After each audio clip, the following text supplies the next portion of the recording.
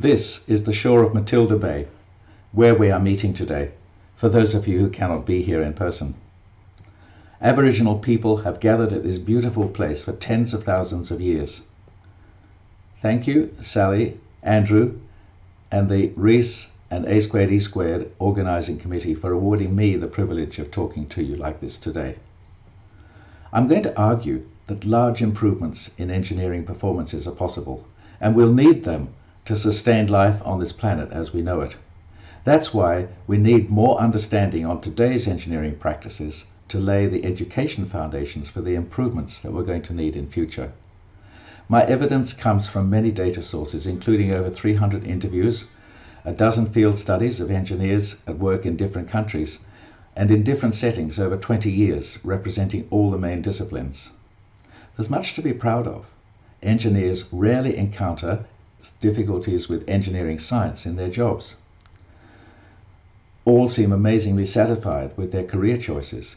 Yet there are many recurring engineering failures with enormous social and economic costs, and the root causes can be traced back to education weaknesses. I'm going to argue that improving productivity globally is critical for our future.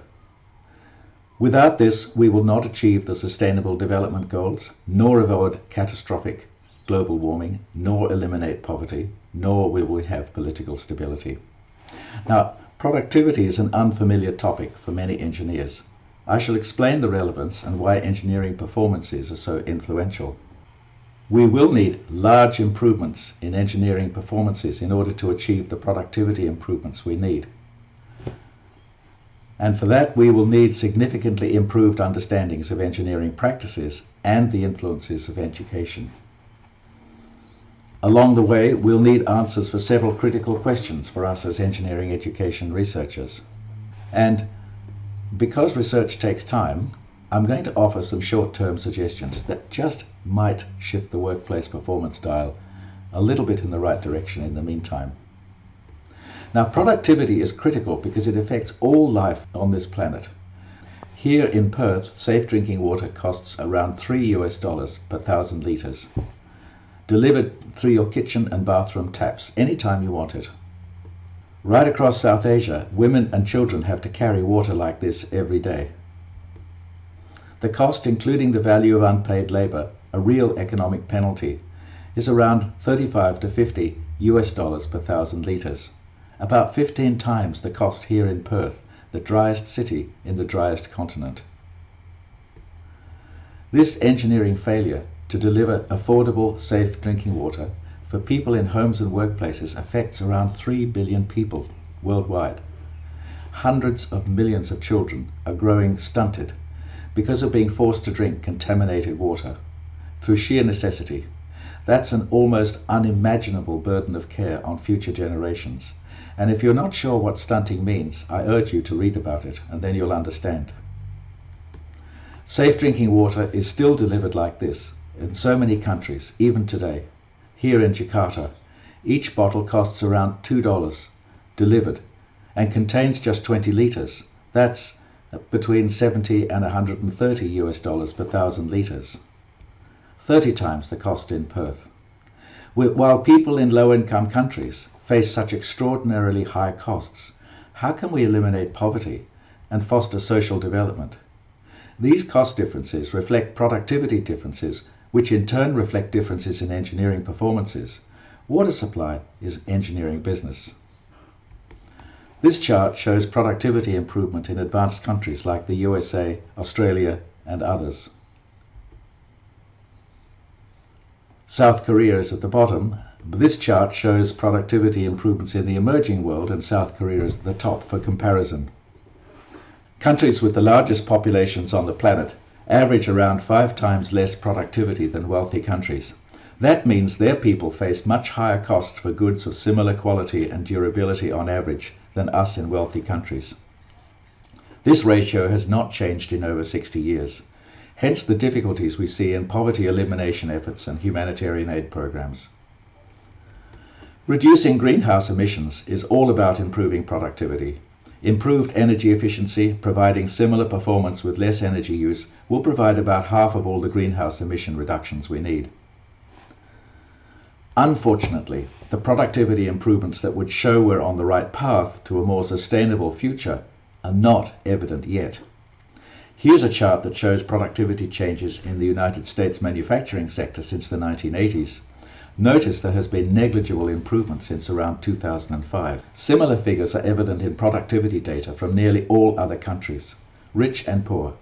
Economists debate the underlying causes of this productivity puzzle. Many hope that digitization will bring productivity improvements, but I doubt that. To me, there's an overwhelming coincidence in these figures. The introduction of the mobile smartphone in 2005. I think there's a causal link here. You're welcome to ask for my reasoning another time. One of the consequences of low productivity growth, when expectations of improved living standards don't eventuate, is that demagogues get elected offering slogans instead of solutions. Now you understand why productivity is so important. I need to explain why engineers are so influential. The link between engineering performances and productivity was well understood in the 1950s, as we can see from this quote from the influential AAEE Grinter report that transformed engineering education from the 1960s onwards. The obligations of an engineer as a servant of society involve the continual maintenance and improvement of man's material environment within economic bounds and the substitution of labor-saving devices for human effort. Forgive the language, of course we've changed the context. Today this link seems to have been forgotten, yet when we look at what engineers do, reduced to the simplest possible terms, this is how I describe it. Engineers are people with specialized technical knowledge who conceive, deliver, operate and sustain artificial objects and systems and processes. These enable people to do more with less effort, time, materials, energy, uncertainty, environmental disturbances and health risks. In other words, engineers enable other people to be more productive. You can see that from the dawn of civilization. Take irrigation systems as an example.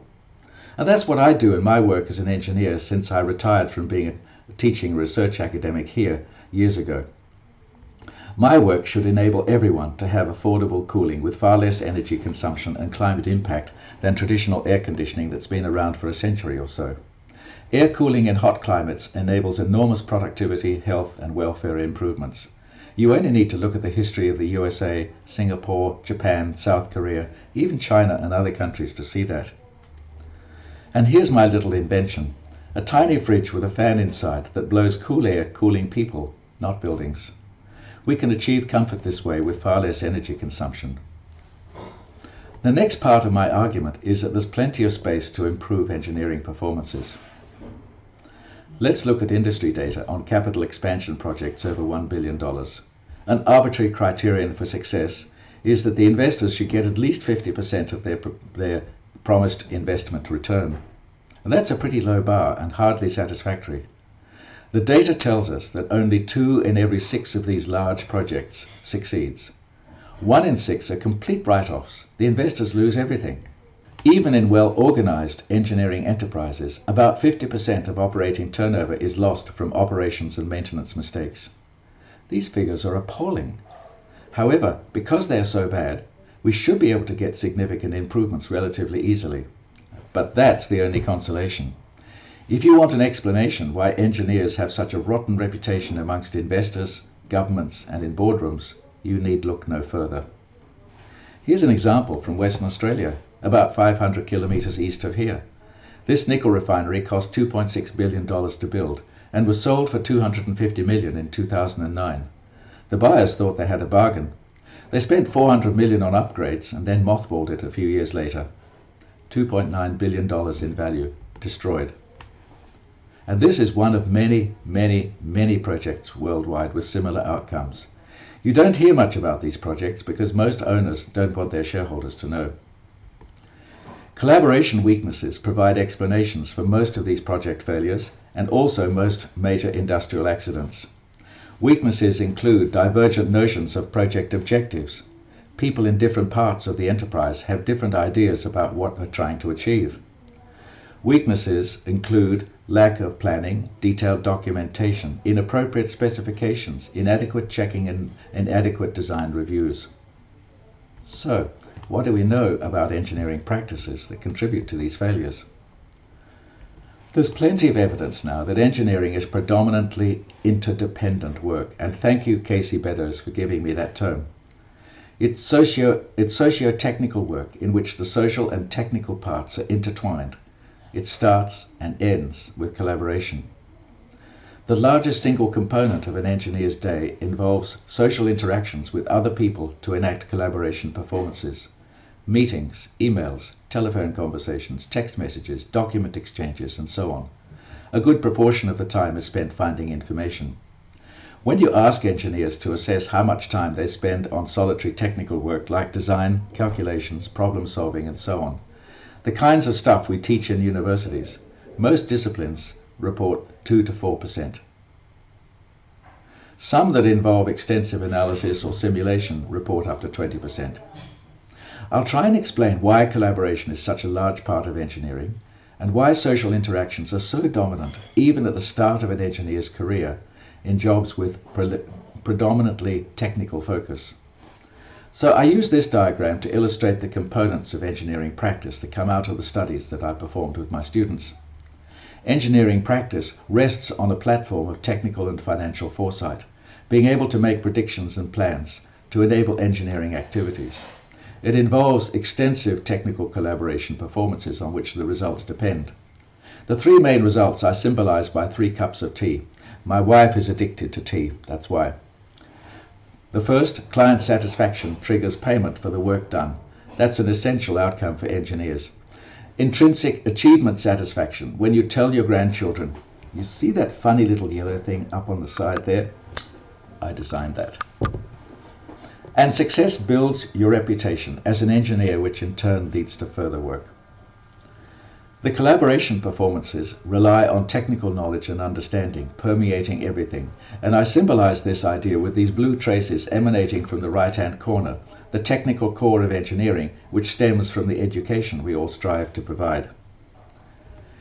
There are 2 other critical supports for all engineering performances.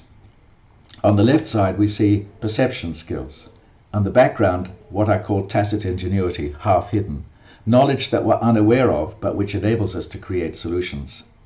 Coloring at the base of the cones denotes the relative attention that we give these aspects in undergraduate and school education. There's considerable asymmetry. We spend very little time on perception skills and tacit knowledge. Of course, as I've shown, the collaboration performances expand to several different complex socio-technical performances, which I described in my book a few years back.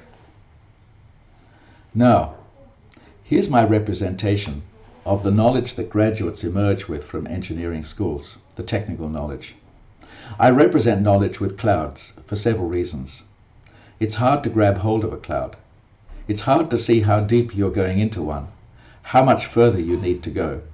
And once immersed in the cloud, it's very hard to see the world outside. I hope this analogy is meaningful for you. Yet this knowledge is only a tiny part of the knowledge that engineers rely on. Here, there are around 35 types of technical knowledge that emerged from our studies, and the links between them. There are also many types of organization and business knowledge that are equally important for engineers. So how can an engineering graduate learn all this, when almost none of it was even mentioned in school? Here we see the engineering graduate and a couple of colleagues. They can cover some of this specialized knowledge. Other people have specialized over time and cover the other kinds of knowledge that she's going to need.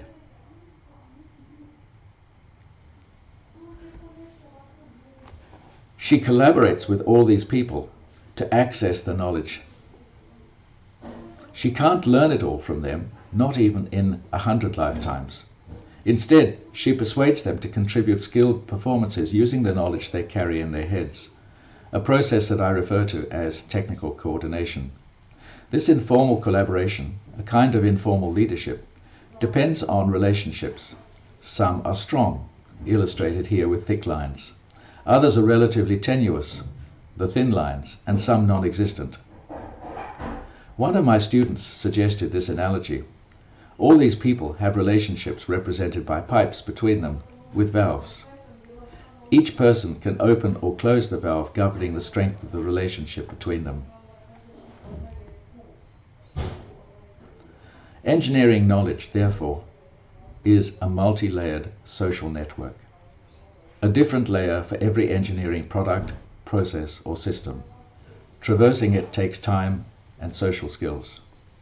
Now you can begin to appreciate the complexity of the technical collaboration on which engineering performances depend. Remember the limited knowledge subset at graduation? It's such a small part. That narrow blue band you can see here. Now, let's think about the potential of education to influence workplace performances. Many studies have shown that university performances do not seem to explain adult achievement very well at all. If we focus on improving learning in the traditional technical aspects of engineering, I see very limited potential for improved engineering performances. We could do far more by focusing on collaboration. Technical engineering learning is such a small part. Engineering performances are overwhelmingly influenced by collaboration performances. There's far more potential to influence outcomes by focusing here.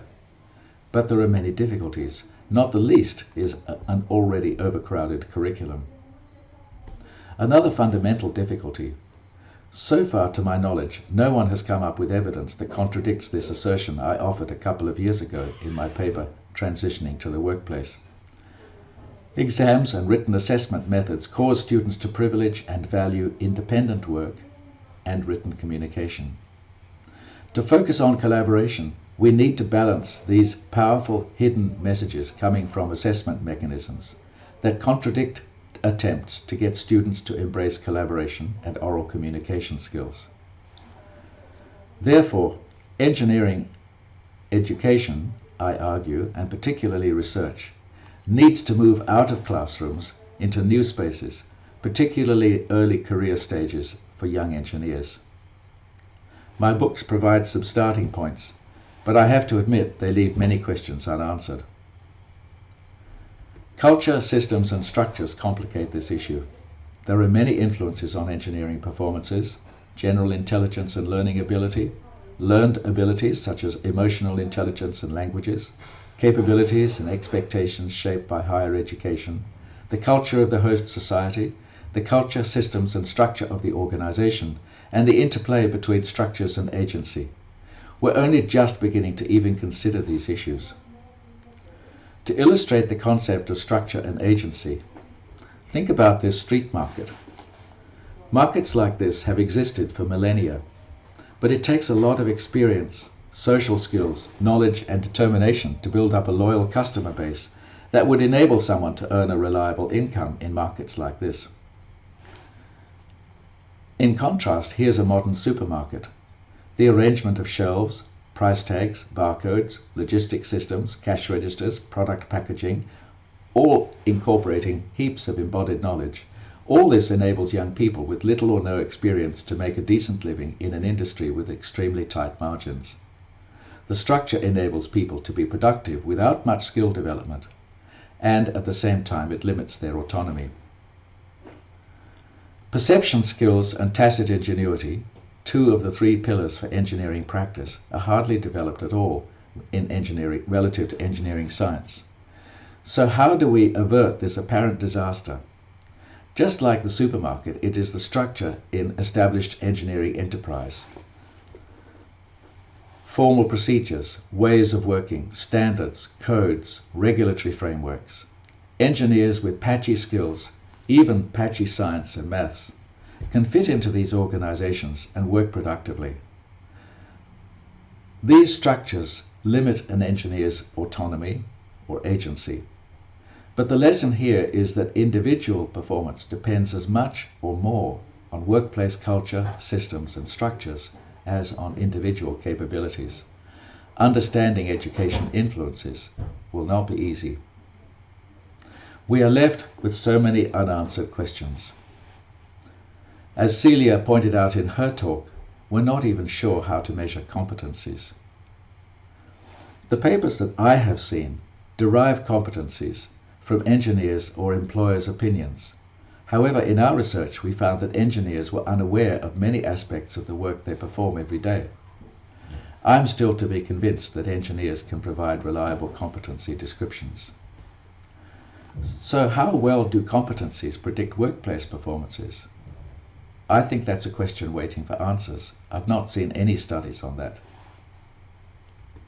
Now, how can we assess education interventions without understanding their effects on the engineering workplace performances? I've only seen a few studies, and the results were not encouraging. Finally, I ask you, how can we argue for curriculum changes and education reform without answers to these questions? My book, Learning Engineering Practice, comes with an online appendix, a professional engineering capability framework I developed with people in Engineers Australia. It subdivides engineering performances into a couple of hundred components, each of which might be relatively easy to teach and perhaps measure. It's just a suggestion. You're welcome to use it or adapt it. Now, all of this is going to take a long time to sort out. So here are some short-term ideas for you to try at home, in your classrooms. I would ask, why is global productivity not growing fast enough? In my analysis, a big part of the answer is that we stopped teaching engineers that it is their job around 50 years ago. Today we teach them that their job is to solve technical problems. Sure, engineers solve technical problems from time to time, but so do cooks, housekeepers, business executives, lawyers, accountants. People solve problems all the time, like how to find a convenient parking spot when you drive to work. In fact, in our research, we found that good engineers are people who know how to avoid problems. I argue that a definition of engineering that shows how engineers improve productivity, one that explains the social purpose of engineering. If we fail to teach engineers that it is their job to improve human productivity, we should not be surprised if productivity doesn't improve. I also think we should teach much less and allow students to spend more time playing, to develop their creativity. The little research we have shows some pretty poor indicators on creativity development among engineering students.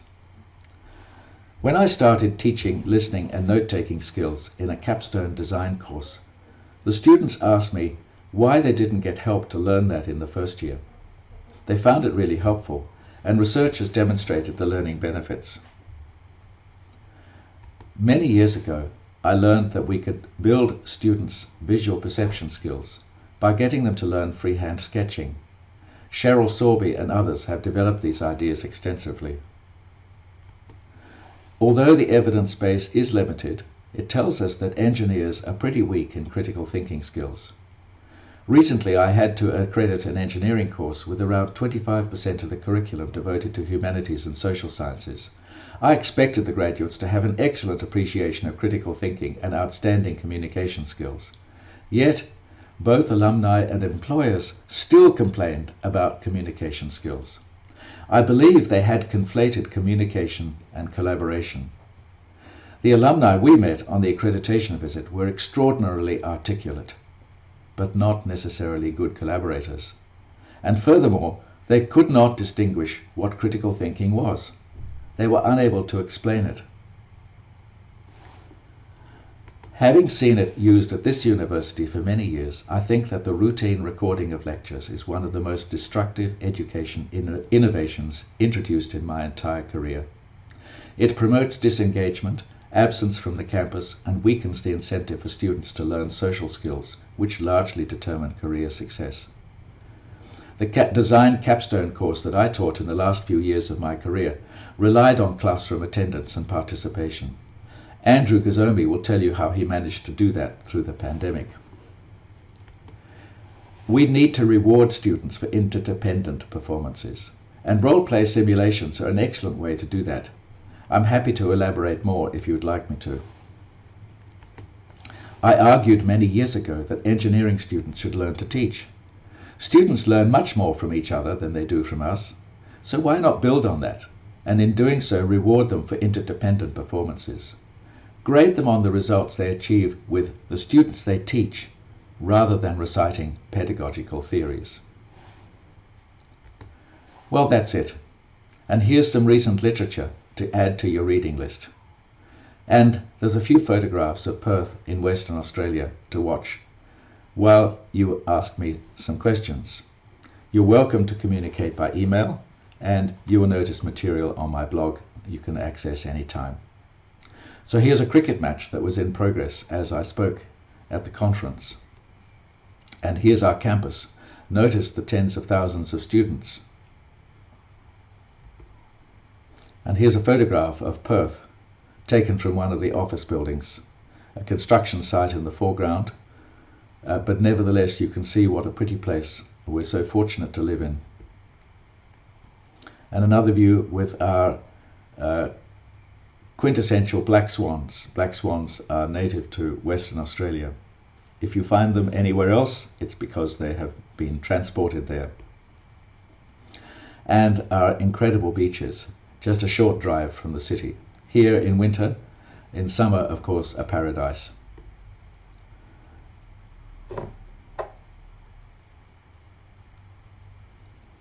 Trees in the suburbs. Flowers. Extraordinary flowers. If you're interested in flowers, Western Australia is the place to be. This is an insect eating, a carnivorous flower. And extraordinary rock formations here at Marble Bar, 2,000 kilometres away from Perth, but easy to access.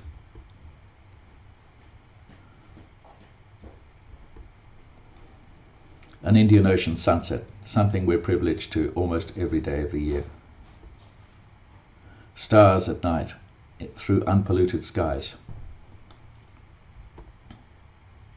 And of course kangaroos. Well, there you have it. I hope that's been a little bit of an experience, enough to entice you to come to Perth one day and visit us. We're looking forward to that.